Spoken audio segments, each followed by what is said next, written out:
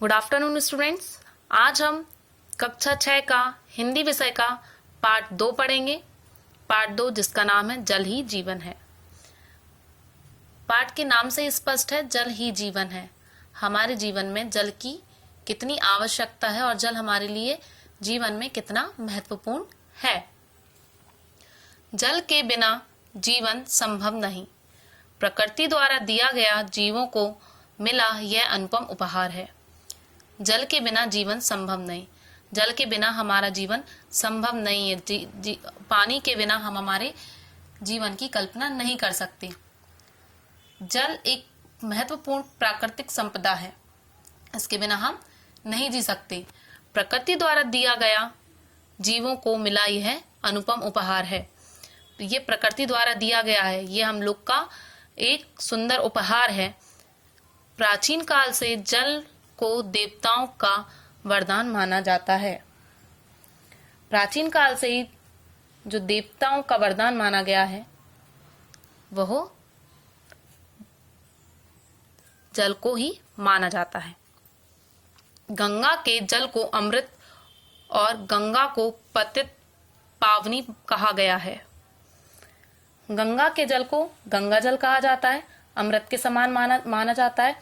ऐसा माना जाता है कि इसमें स्नान करने से, गंगा जल में स्नान, गंगा के नदी में या गंगा के जल से स्नान करने से पापियों के सारे पाप धुल जाते हैं।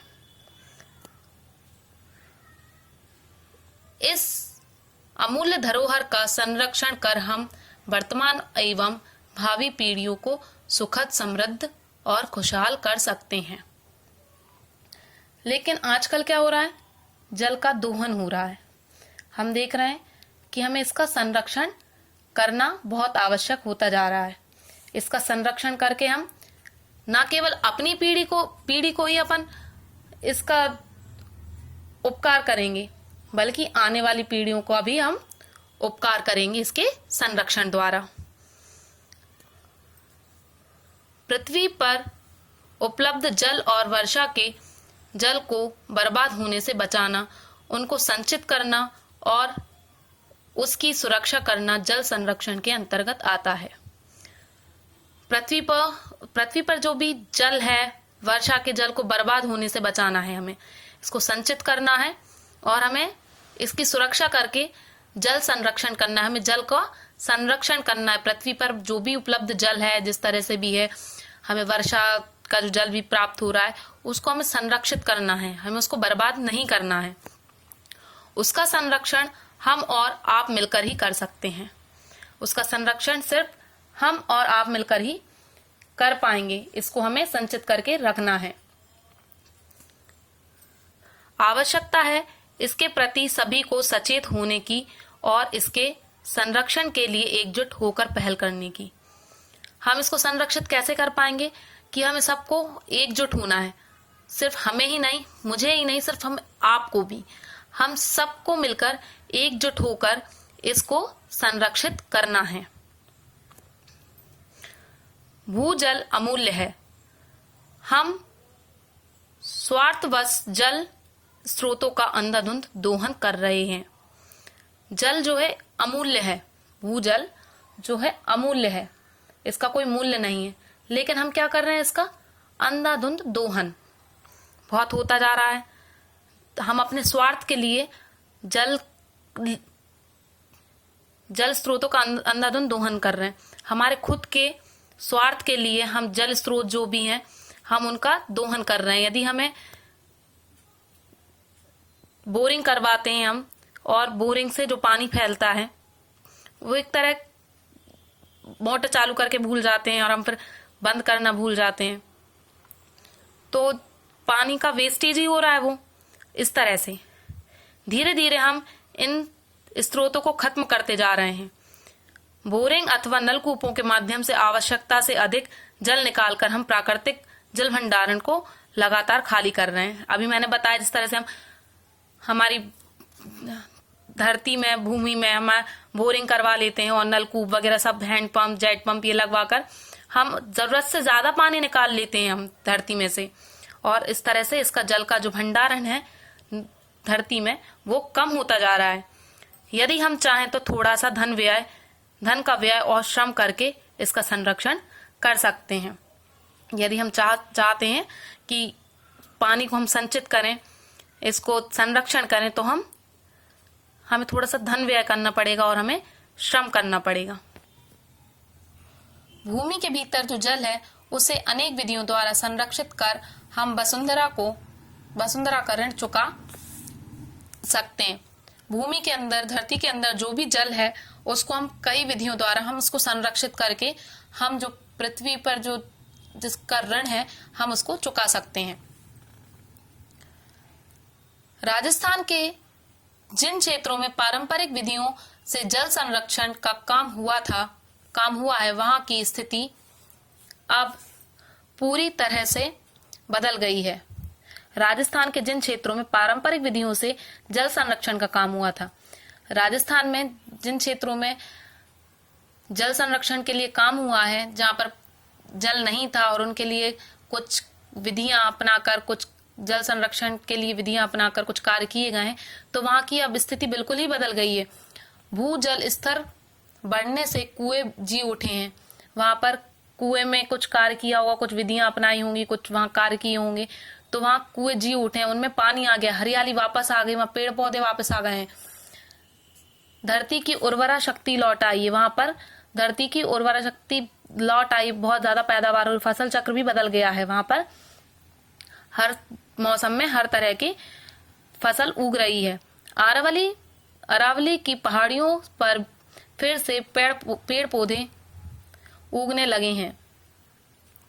अरावली के जो पर्वत हैं, पहाड़ हैं, वहां भी फिर से पौधे उगने लगे हैं।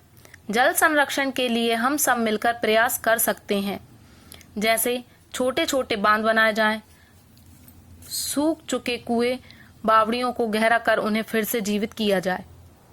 जल संरक्षण के लिए हम प्रयास कर सकते हैं, जैसे कि कई जगह कुएं सूख गए हैं, बांध हम कई तरह उनमें कुछ कार्य करके हम उनको, जिस तरह से राजस्थान में कुएं सूख गए थे, उनमें कुछ कार्य, कुछ विधियां की गई तो वो जी उठे कुएं भी, उसी तरह हम छोटे छोटे बांध बनाकर हम जल का संरक्षण कर सकते हैं। बावड़ियों को गहरा कर दें तो उनमें भी जल संरक्षण हो सकता है, तथा नदियों को आपस में मिलाया जाए इत्यादि। इस तरह से हम कई कार्य करके जल का संरक्षण कर सकते हैं। बरसाती पानी का संरक्षण अत्यंत आवश्यक है। बरसात के पानी को हमेशा संरक्षित करके ही रखना चाहिए। हमारा प्रयास इस तरह हो कि वर्षा का पानी बहकर व्यर्थ न जाए, उस पानी को छोटे छोटे बांध बनाकर रोक लिया जाए। पानी रुकेगा तो धरती में समा जाएगा, जिससे आसपास के कुओं का जल स्तर भी ऊपर उठेगा। सूखी धरती को पानी मिलने से हरियाली होगी और खेती को भी लाभ होगा। बरसात के पानी को व्यर्थ नहीं जाने देना चाहिए। इनमें छोटे छोटे बांधों में उन्हें रोक लेना चाहिए। पानी रुकने से क्या होता है, धरती के अंदर पानी रिसेगा और कुओं का जल स्तर बढ़ जाएगा। इससे दो लाभ होंगे, हमारी आत्मयानी धरती तृप्त होगी और हमारी खेती लहलहा उठेगी। आज जबकि हर जगह पानी की किल्लत है, इस किल्लत को दूर करने का काम निश्चय ही प्रेरक और अनुकरणीय है। पानी बचाने के इस काम की बदौलत राजेंद्र सिंह को मिले सम्मान ने भी हमारी परंपराओं को, प्रासंगिकता को पुष्ट किया है। निसंदेह इन्हीं परंपराओं पर विश्वास कर राजस्थान के अलावा मध्य प्रदेश, उत्तर प्रदेश और गुजरात में कई जगह जल संरक्षण का काम हुआ है। आज जबकि हर जगह पानी की किल्लत है, जहां देख रहे हैं वहीं पानी की किल्लत हो रही, पानी की कमी हो रही है। देखा होगा आपने, गर्मी में कहीं पानी नहीं आता है। इस तरह से हर जगह पानी की किल्लत है, पानी की कमी है। इस किल्लत को दूर करने के लिए काम निश्चय ही प्रेरक और अनुकरणीय। इसको पानी की किल को दूर करने के लिए, पानी की कमी को दूर करने के लिए हमें निश्चय एक अनुकरण करना चाहिए, हमें प्रेरक बनना चाहिए। पानी बचाने के काम की बदौलत राजेंद्र सिंह को मिले सम्मान ने भी हमारी परंपराओं की प्रासंगिकता को पुष्ट किया है। पानी बचाने का काम श्री राजेंद्र सिंह जी ने किया था। उनकी वजह से ये हम लोग को, उन्होंने इस चीज की नींव डाली थी। निसंदेह इन्हीं परंपराओं पर विश्वास कर जो इन्होंने की थी परंपरा शुरुआत राजस्थान से, वो राजस्थान में ही नहीं, अब मध्य प्रदेश, उत्तर प्रदेश और गुजरात में भी इनका जल संरक्षण का कार्य शुरू हो चुका और काम हुआ भी है। राजस्थान में अगर परंपराओं को आधार बनाकर काम हो रहा है, तो गुजरात में कुछ काम वैज्ञानिक तकनीक की मदद लेकर भी चल रहा है। जैसे कि कुछ राजस्थान में पारंपरिक परंपराओं को आधार माना है। राजस्थान में अगर परंपराओं को आधार बनाकर काम हो रहा है, तो गुजरात में वैज्ञानिक तकनीक द्वारा वहां पर जल की किल्लत को दूर किया जा रहा है। वैज्ञानिक तकनीक की मदद से उस स्थान की पहचान करने में ली जाती है जहां पानी इकट्ठा किया जाता है। वैज्ञानिक तकनीक की मदद कहाँ ली जाती है? वैज्ञानिक तकनीक की मदद उस स्थान पर ली जाती है जहां पानी इकट्ठा किया जाता है, जहां पर पानी का संग्रहण करना हो, संरक्षित करना हो, जहां पानी, वहां पर वैज्ञानिक तकनीक की मदद ली जाती है। इस तकनीक का नाम है रिमोट सेंसिंग। इस तकनीक के माध्यम से धरती के किसी भी हिस्से का चित्र लिया जा सकता है। इस जो वैज्ञानिक तकनीक है, इसके माध्यम से धरती के किसी भी हिस्से का चित्र लिया जा सकता है। इस चित्र में धरती की आंतरिक रचना स्पष्ट होती है। इसमें अंदर की संरचना स्पष्ट हो जाती है कि यहाँ पर जल होगा या नहीं। आंतरिक संरचना जानकर यह अनुमान आसानी से लगाया जा सकता है कि कौन सी जगह पानी जमा किया जा सकता है। वहां पर जो रिमोट सेंसिंग की जो तकनीक है, वैज्ञानिक तकनीक, उसके द्वारा यह पता लगाया जा सकता है कौन सी जगह पानी जमा किया जा सकता है। इससे यह भी पता चल जाता है कि जमीन के भीतर पानी किस गति से रिसेगा। उल्लेखनीय है कि जल संरक्षण के महत्व को स्वीकार करते हुए विश्वविद्यालयों ने इसके लिए एक पाठ्यक्रम की भी घोषणा की है। जल संरक्षण के महत्व को स्वीकार करते हुए विश्वविद्यालयों ने, यूनिवर्सिटी ने इस पाठ्यक्रम की भी घोषणा की है। विडंबना यह है कि जल संकट जिस तेजी के साथ गहरा रहा है, उस तेजी से उसका समाधान नहीं हो पा रहा है। लेकिन एक चिंता वाली बात यह है, विडंबना यह है कि जल संकट जिस तेजी से गहरा रहा है, जिस तेजी से चल रहा है, बढ़ रहा है, उस तेजी से समाधान नहीं मिल पा रहा है।